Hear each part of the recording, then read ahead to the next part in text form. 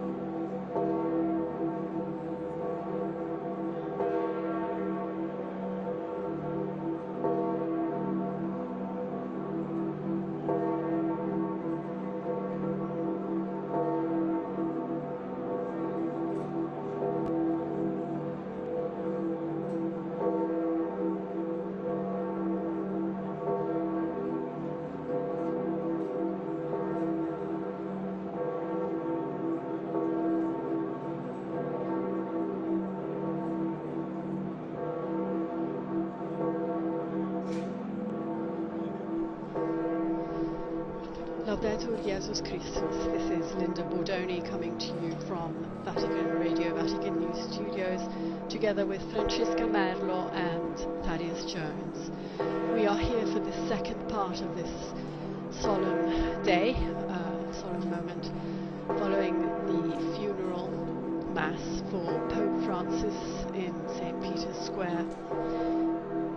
We will be accompanying you through our city, through the Eternal City, as Pope Francis's body is carried through the beloved streets of Rome to his final resting place, which is the Papal Basilica of St. Mary Major, chosen by himself to be interred in the earth.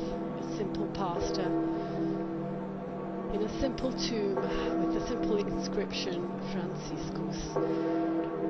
So we are here waiting to see the images of Pope Francis's coffin, which will be carried on an open-aired hearse. We still have to see it, as the people of Rome are lining the streets to catch a last glimpse and to be able to pay their last respects to their much beloved bishop.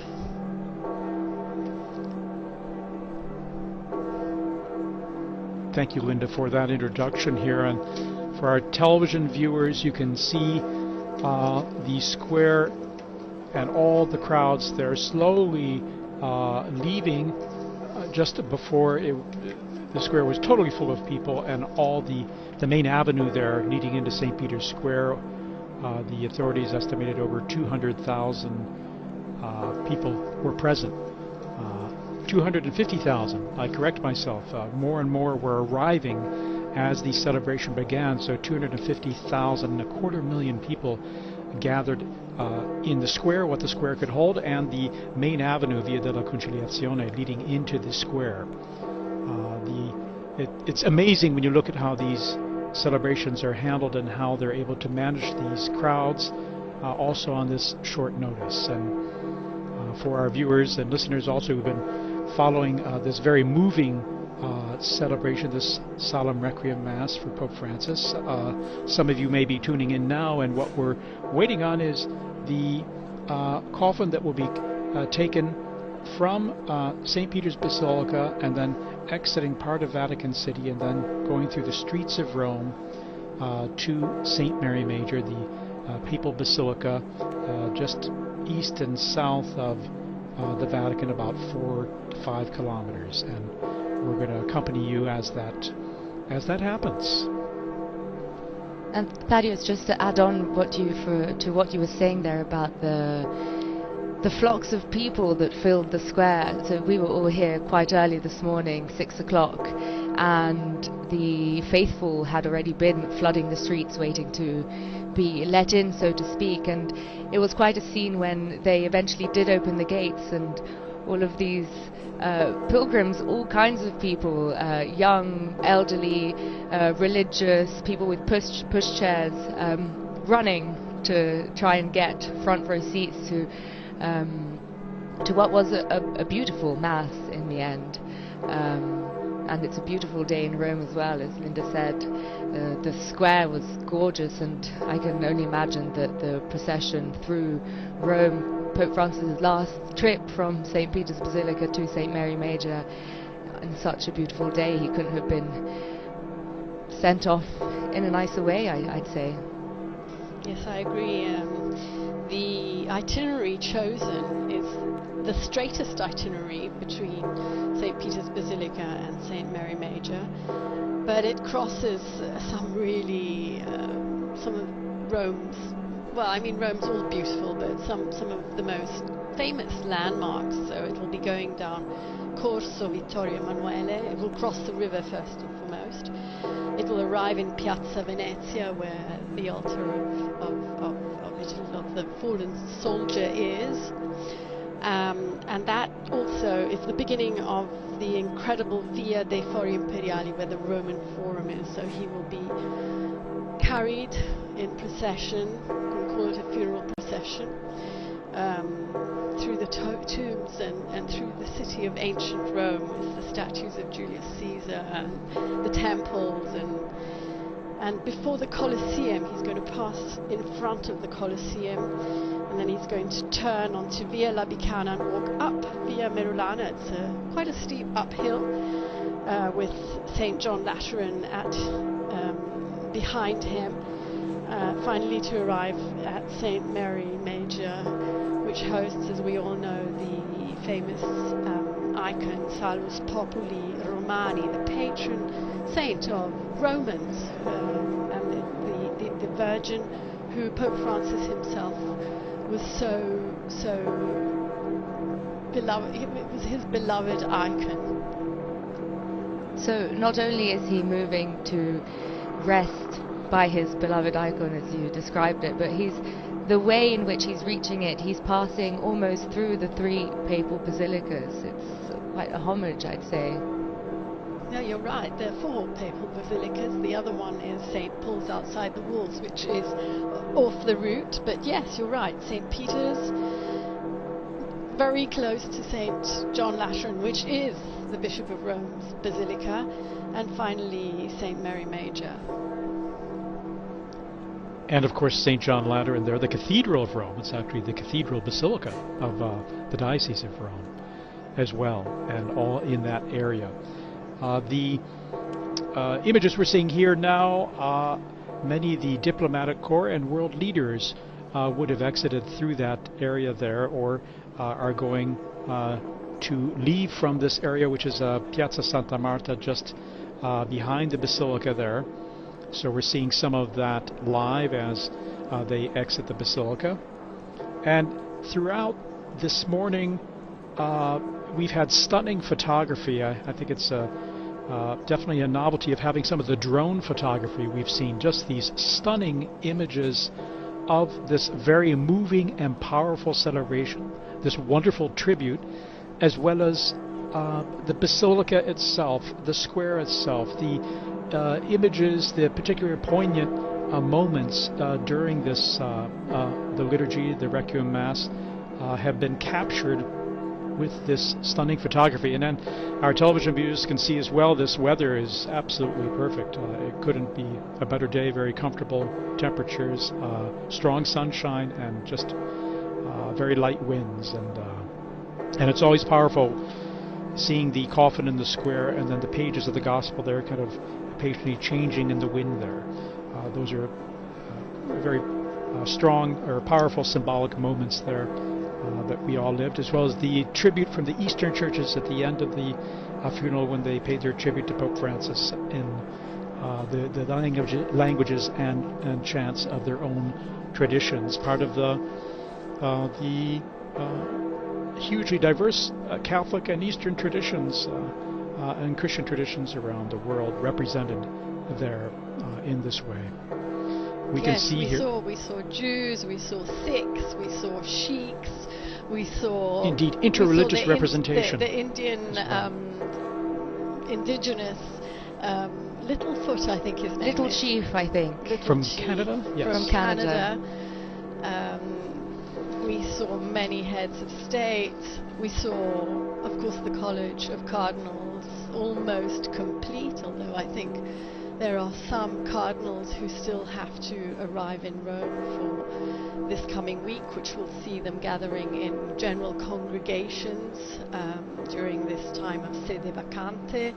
They will be discussing the days to come, the date of the conclave, and of course they will be administering to the Holy See as the sede vacante tells us. It is a vacancy, and they are governing the Vatican at this time. Yes, as you mentioned, Linda, too, the interreligious representation was particularly was amazing in terms of the numbers and the various representatives and paying tribute to Pope Francis, who was wonderful in uniting and in building bridges of friendship. The term also used often fraternity, as with his encyclical Fratelli Tutti, building bridges across religious and cultural expanses to share in our common humanity, our shared values, and they will remember that in a special way, and for that reason were present for this send-off of Pope Francis. Even with this funeral mass and with his request to be buried at St. Mary Major, that is what he's doing. He's being close to the people, and it's not a coincidence that he's been dubbed the Pope of the peripheries. And for those of you who are following, you can see that the Pope's coffin is now departing Casa Santa Marta, his home for the last 12 years, and leaving the Vatican, and the procession to St. Mary Major is beginning. Yes, it's almost like a Pope-mobile, open, white. It's actually a hearse, I think we can call it correctly, a hearse. There is no procession behind it. We've been told that the indications are that it will drive at about 10 kilometers per hour, so it should take about half an hour to reach St. Mary Major. Perhaps for security reasons, people have been asked not to walk behind it, but they will definitely be lining the streets. And we've seen some of the images of the entirety of the route that you described earlier. Thousands and thousands of people have taken to the streets to say goodbye for the last time, and of course everyone will be able to visit St. Mary Major and visit Pope Francis's tomb, but this really is, his the day that we are dedicating to him to say goodbye. And Rome, and not only Rome, the faithful have really come out for that.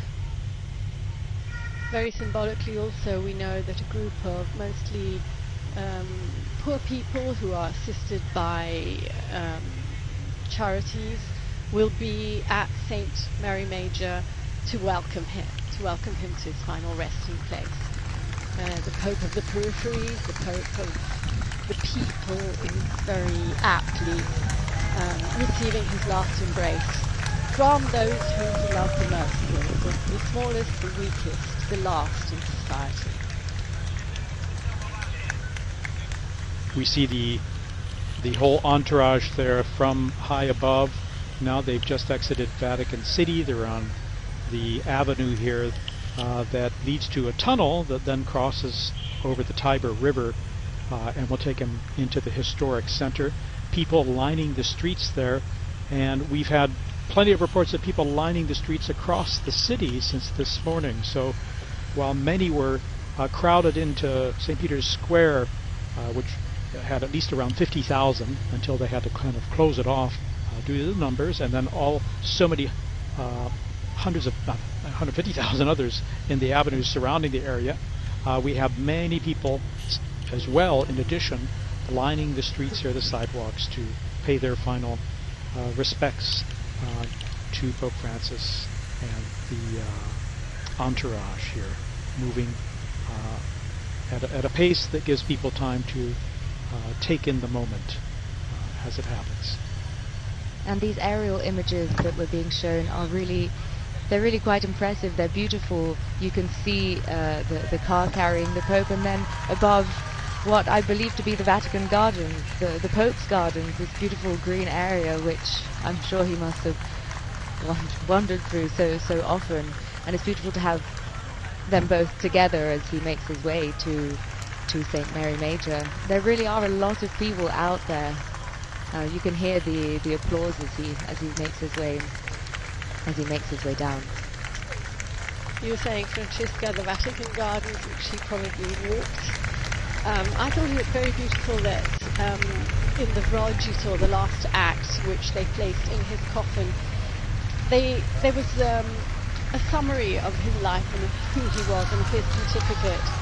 And in particular, he was described as a simple and popular pastor in his archdiocese in Argentina, who travelled far and wide by metro and by bus, living in a flat, preparing his own food because he felt like a normal person. And I think he made everyone he met feel like he was a normal person, and that they were meeting a normal person. And the Pope of the peripheries, that's really what he was. And especially talking about his traveling, and he really traveled the world. His penultimate trip, which Linda, you were on, and he really went to the other side, the forgotten side of the world. Absolutely. I must say I've had the privilege to be on two faraway trips. One was the one you're just mentioning that took us to Indonesia, Timor-Leste, Papua New Guinea, and Singapore, but even the year before to Mongolia to visit the smallest Catholic flock in the world, 1,500 Catholics of the entire Mongolian population. So yes, he travelled into the peripheries of the city, going to visit prisoners, going to visit elderly people, poor people, always welcoming refugees, but he'd also travel across the world to the remotest and furthest away places from the Vatican, obviously, that is. And people always came out in floods to welcome him. I'll never forget landing in Timor-Leste, which is a tiny and new country, and the half of the entire population, 750,000 people, came to the Mass. The floods of people just there to welcome him. Very moving. And they're countries that are so far off the grid. we barely even hear of them. And another gesture that was one of his final gestures was he visited the prison. He went to Regina Coeli, I believe, which is a prison in the Trastevere area of Rome, not too far from the Vatican. And it's a symbolic gesture that he does every year at Easter, and of course with him having been unwell, we weren't sure whether he would have done, and the fact that he did meant so much to prisoners worldwide, but all marginalized people. And I think the Pope himself said, you know, it could have been me, it could have been anyone in your position, and that awareness that he had and that he transmitted to the people who were suffering the most, I think is one of the greatest legacies that he could be leaving behind.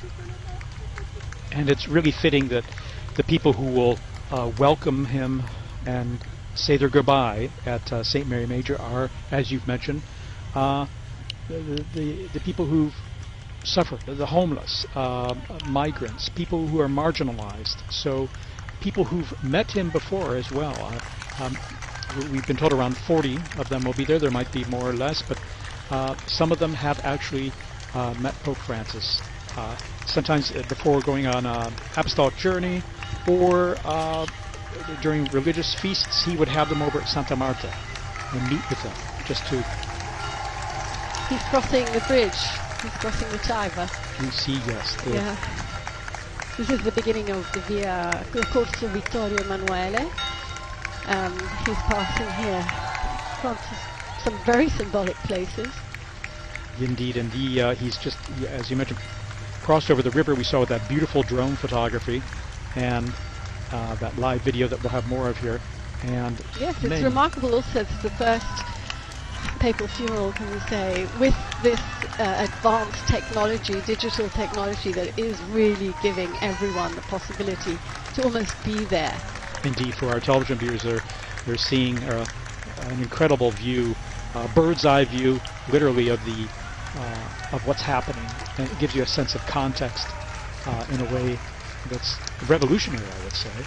We have, of course, a vehicle preceding the entourage, or the procession. The procession, and you can see all the crowds of people on either side of the street as they wave there. And again, it's particularly poignant and touching that, again, he'll be welcomed by the people he's always reminded us not to forget, the ones who need our help, and the homeless, migrants, and refugees.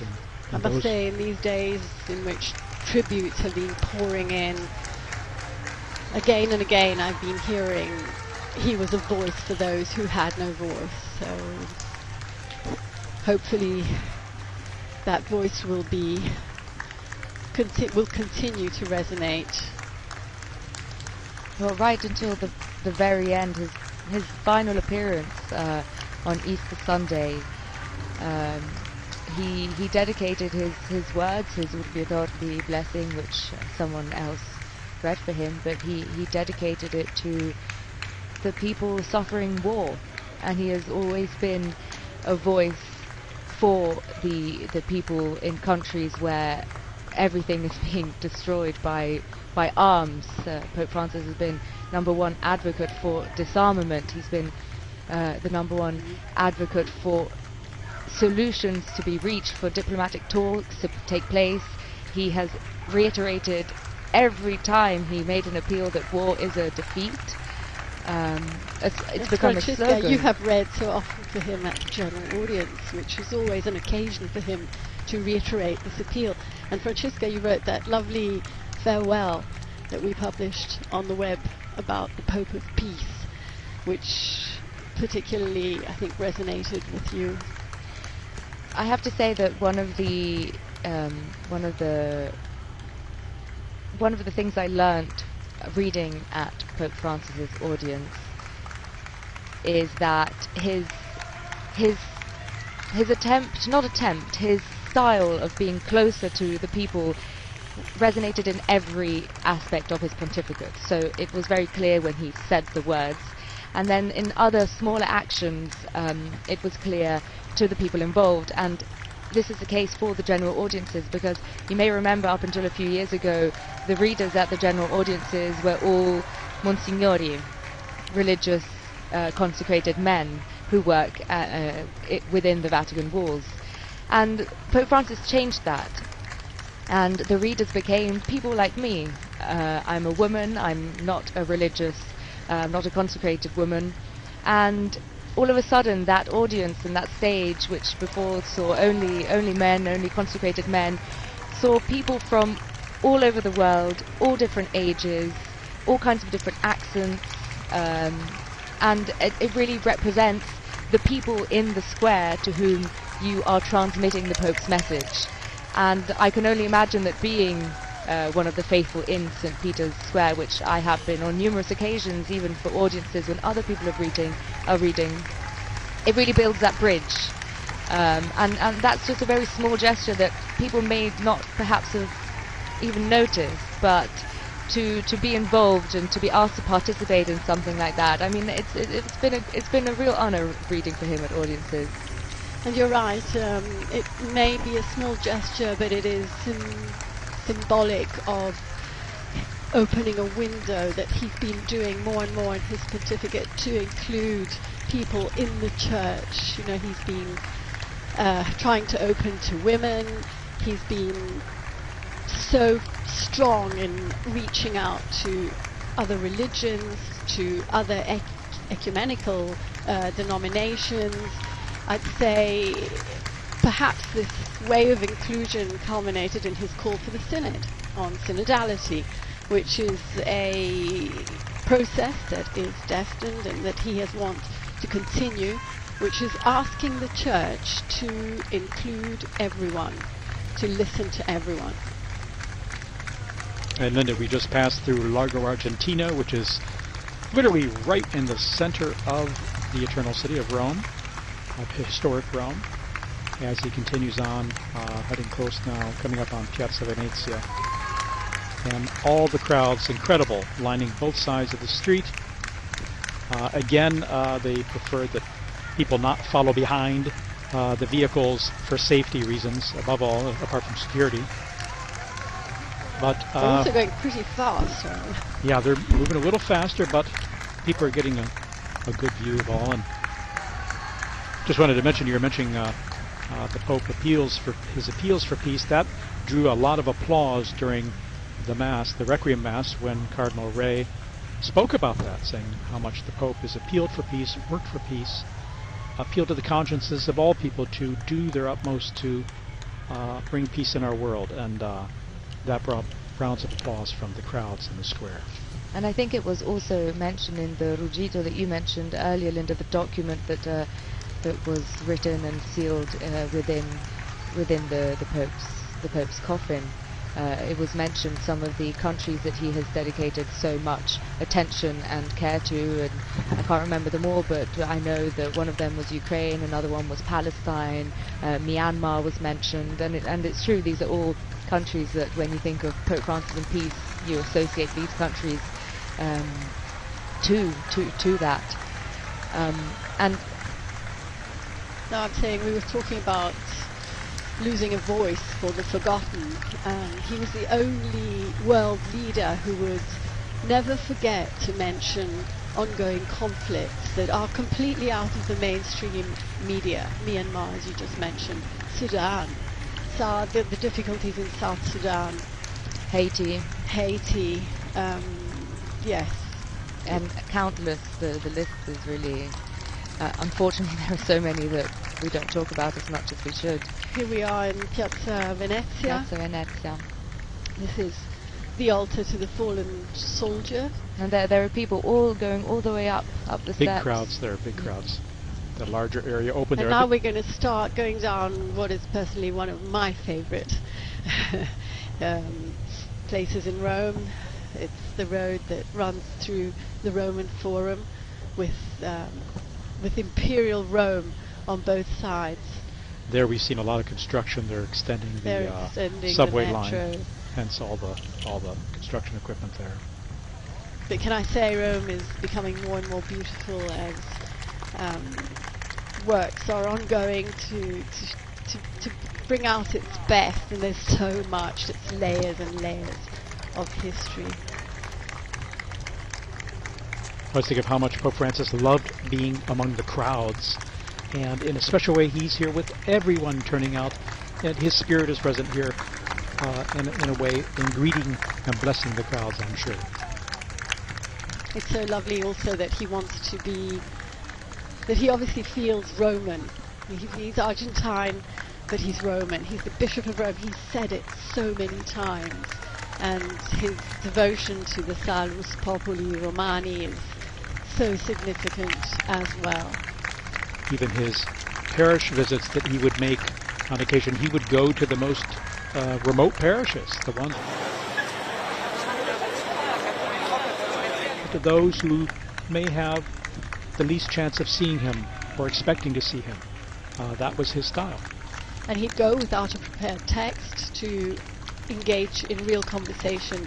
I was speaking just yesterday or the day before yesterday to the International Director of JRS, the Jesuit Refugee Service, and he was saying he'd pop into the Jesuit house in Rome and sit down and chat with them, and even about, like events that were coming up that had to be scheduled or had to be prepared. But he said he'd invariably come open to dialogue, open to listening to what others had to say. In fact, Brother Michael Schurf said he wanted to hear what other people had to say. Seeing these stunning images as he heads towards the Colosseum. We've just gone through the Roman Forum there, and the crowds are thick on either side there. We're going to have some nice images of the Rome's ancient Colosseum coming up, where he wrote shortly before he died, the meditations for the Way of the Cross. The Way of the Cross on Good Friday, the Stations of the Cross are takes place there at the Colosseum in a very symbolic and suggestive way, in remembering Good Friday and those who suffered and died. He actually wrote the meditations himself this year. Very often they are written by groups of people, like symbolically, like by widows or war veterans or refugees. This year he wrote them, and he dedicated this year's meditations to the need for just economy, for the need to bring global justice to every person, every human being in the world, as we are called to recognize the inherent dignity of all.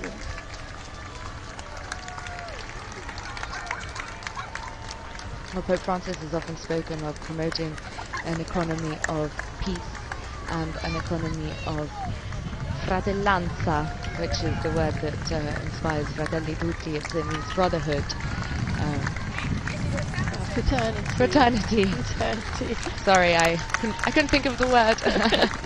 An economy of fraternity, and it is bringing together a lot of the things that we've spoken about. It's bringing together the poor and the marginalized and the people suffering on the other side of the world, in our case, us being here in the Vatican, who are suffering war, and often they're countries who are suffering economically, and it's calling to action and to responsibility the countries that can help. Denouncing the great divide that there is between the rich and the poor. How often has he said all the food that gets thrown away by affluent societies would be more than enough to feed the millions and millions of hungry people in the world. And here we have a view of the Colosseum as he goes up via La Bicana.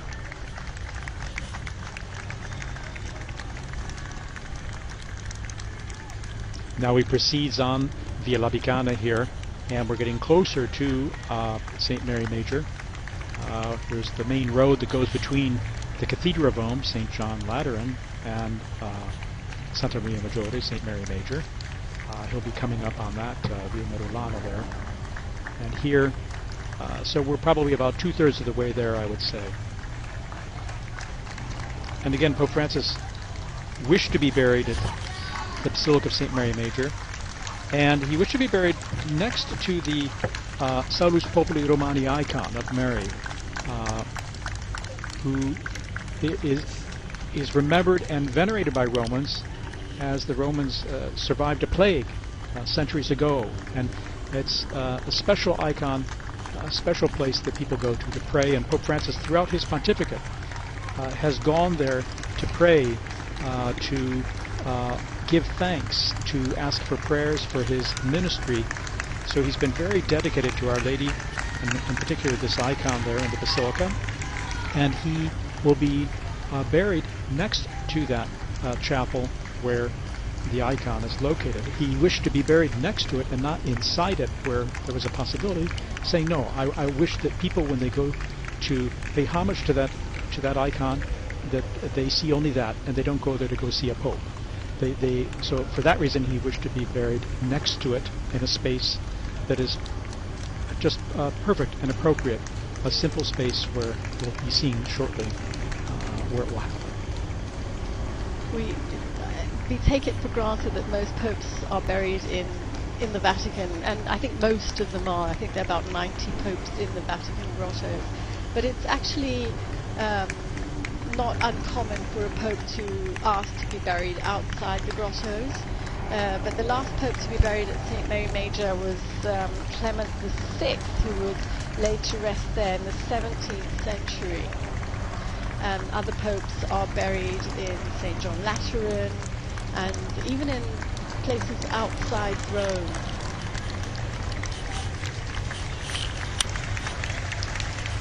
In fact, Pope Francis has visited the Salus Populi Romani icon 126 times over the 12 years of his papacy. He entrusted every journey to her, every single apostolic journey he went on. And I also remember a very poignant moment of his pontificate, which was during the COVID-19 pandemic.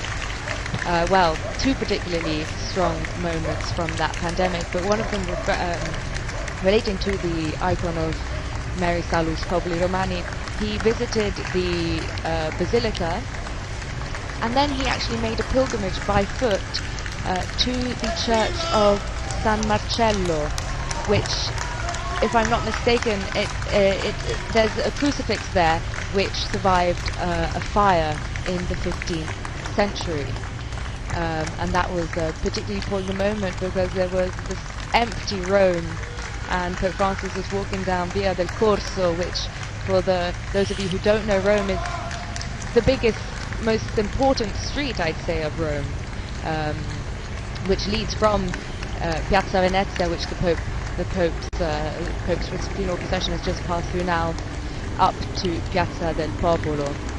And just these images of Pope Francis walking down this empty street, and obviously to bring his closeness once again to the people suffering all across the world.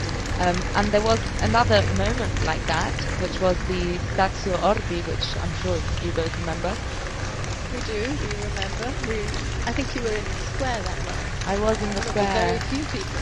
Yes, because the radio where we work, it has to be open every day and I was actually working that day, and I remember when the building was closing at the end of the day, it must have been about 5 o'clock. Pope Francis was just about to go out in the square, and Rome was empty in that case as well, and I made my way up Via della Conciliazione to the square, and I just remember it was raining. He had that crucifix of San Marcello with him in the square. Yes, he did. Yeah. It all comes together. It seems like such a long time ago. Really does. And our television viewers here can see we're back in the sunshine there. We were just on the Via Merulana. We went through, it's a tree-lined avenue, very pretty. And again, crowds on either side as the street and sidewalk area opens up. More and more people are packed in there too.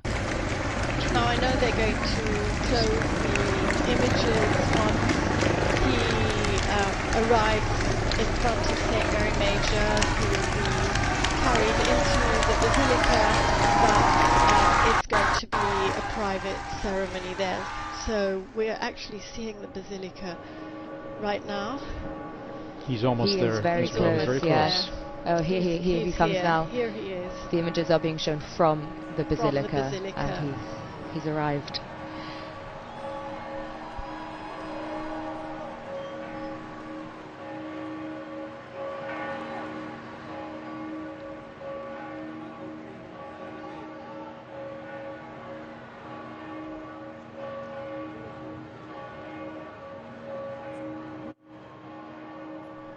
I have to say, it's a very touching moment. It's almost difficult to know what to say.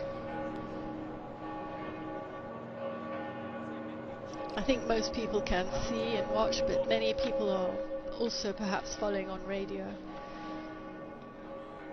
Yes, it is very solemn, it's very sad. At the same time, it's a celebration of his life and ministry, and it's particularly poignant in this Jubilee of Hope as well that he inaugurated, that he opened. And so I think, I would imagine that would be and of course it is the key theme as well that we celebrate in a very special way at Easter at this time, a time of hope, of birth, new life, life in a new and transformed way. And so I think all today has been a wonderful tribute to Pope Francis and his ministry. And there we see the icon Salus Populi Romani. It's a panel made of cedar wood.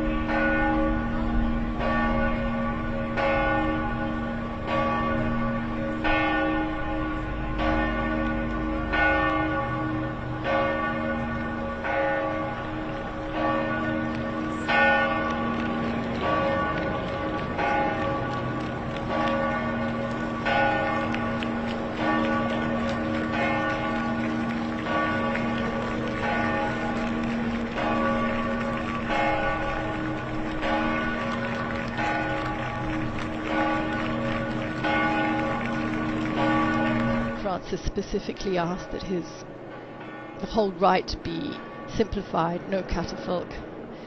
So it's on a stand, about to be carried inside this beautiful, beautiful basilica.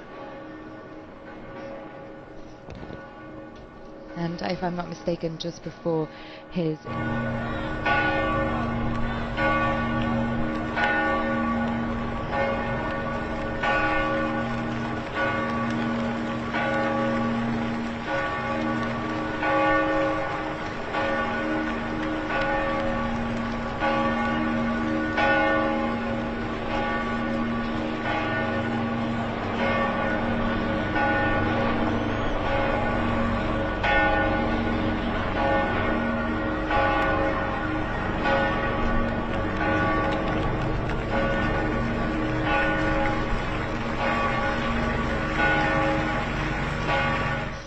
engraved in it a tiny coat of arms and the seal of the Holy See.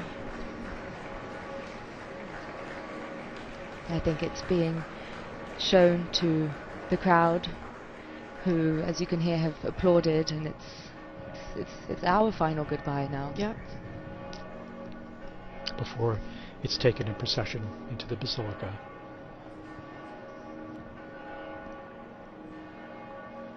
We hear the bells tolling.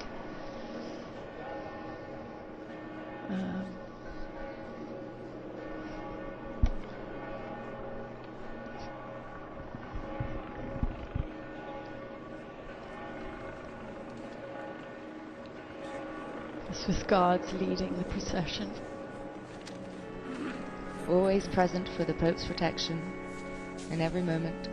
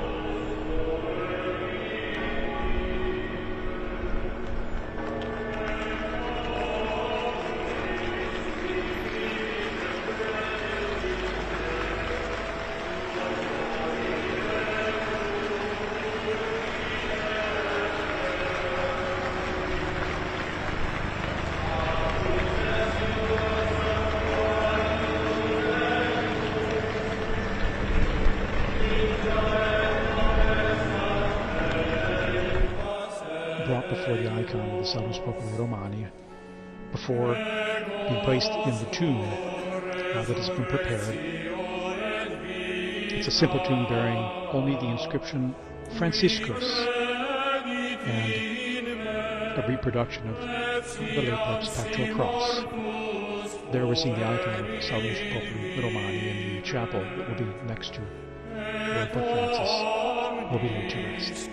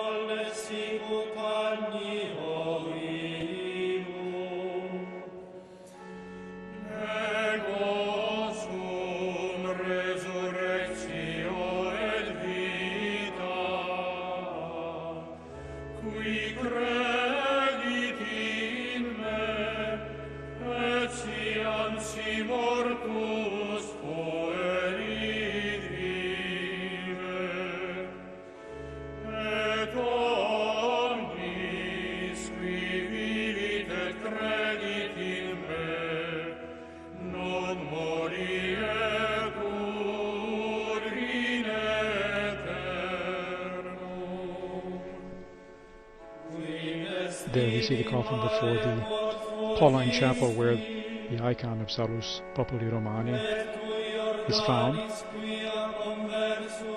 And we have some children who are bringing a homage to the altar there, above which is the icon of Mary,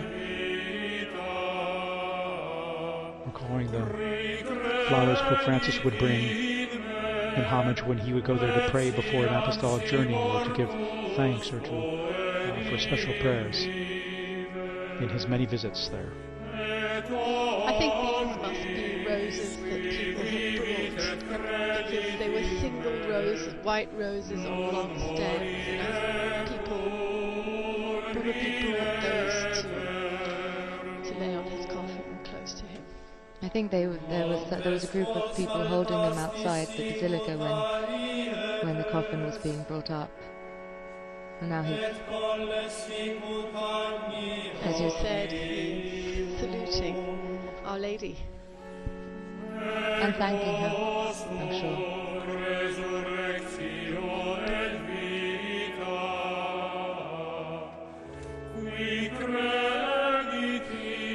And now he's being taken close to the altar of St. Francis. The tomb's located just near there. And he'll be taken to the niche of the side between, again, the Pauline Chapel and the altar of St. Francis.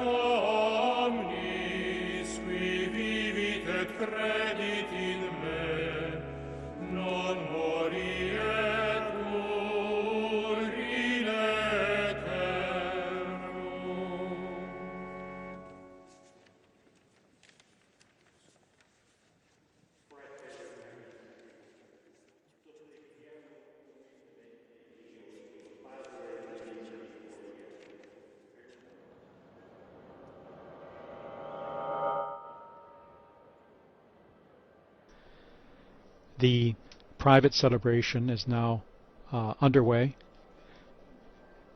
in the Basilica, and as it is private at this moment, we're going to conclude our broadcast here, and we'd like to thank you all for joining us, and all of us paying tribute to our dear Pope Francis. That is Joan signing off here. Yes, we do conclude this live broadcast here. Of course, please visit the Vatican News website, Facebook, Instagram, X, and YouTube accounts for coverage of all of these events.